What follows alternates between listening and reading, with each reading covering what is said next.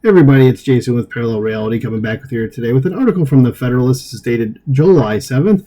It says the New York Times flip-flop on illegal alien gang takeovers proves they're just propagandists for Dems. And this article is going to go over exactly what I'm going to summarize right now, which is that, remember when they were saying that the Trende Aragua gang in Colorado, they weren't really doing that, it wasn't really them? Well, guess what they said now? The article heading or the headline says it was a flip-flop, so I think you know what their New York Times changed their attitude to. It says less than 2 months before the presidential election, New York Times, or NYT, Jonathan Weissman tried to protect Vice President Kamala Harris's open border agenda by mocking then-candidate Donald Trump for pointing out that illegal alien gangs had taken over an apartment complex in Aurora, Colorado.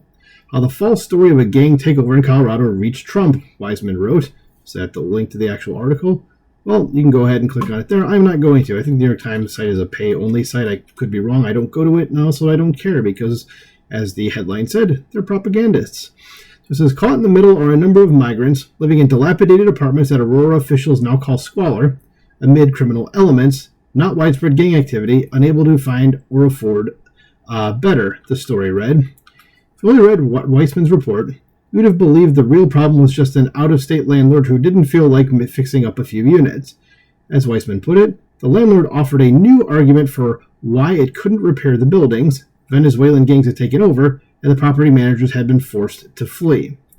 Says Weissman begrudgingly acknowledged the viral video showing Trende Aragua gang members parading around the complex with weapons drawn, but only long enough to couch it by arguing documentation was scarce. Says, but don't worry, nothing to see here.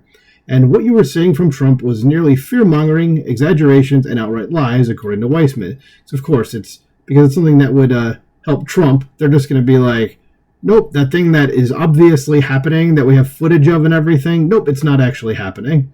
So, fast forward 10 months, and the New York Times' Ted Conover is spreading those same outright lies. Says Democrats denied the city had a gang problem, Conover wrote. The truth is complicated. See, this is what Democrats do when it's like everybody knows that they're BSing and we have like actual proof that they're BSing, is that they say, well, it's complicated. No, it really isn't, guys. It's not hard. You can occasionally go and say like, oh wait, you know what? People on the supposed right actually have a point here.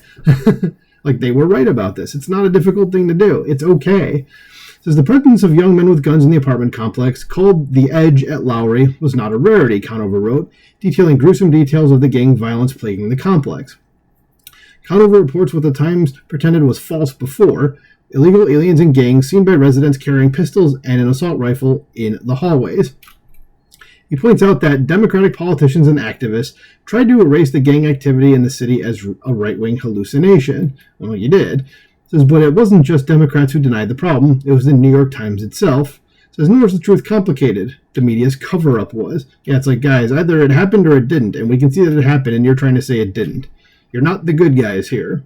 It says, when Democrats needed a narrative that made the realities of their open border agenda look harmless, the Times was quick to call the reality false and mock Trump for daring to do what the Times wouldn't: highlight a major story. With the facts unchanged with the election over, the Times is pretending to bravely uncover a complicated story while hoping the reader forgets who helped cover up the truth in the first place. Correct. So I just wanted to point this out because I have like a whole playlist that is about like the media just lying. So this is just going to be added to that playlist, and that's why I wanted to bring it up. But, you know, the New York Times are just propagandists. They are not to be trusted. Same with the Washington Post. Same with the LA Times, though they're maybe a little better. But let me know what you think about this in the comments below. Please like, share, and subscribe, and I'll talk to you soon. Bye.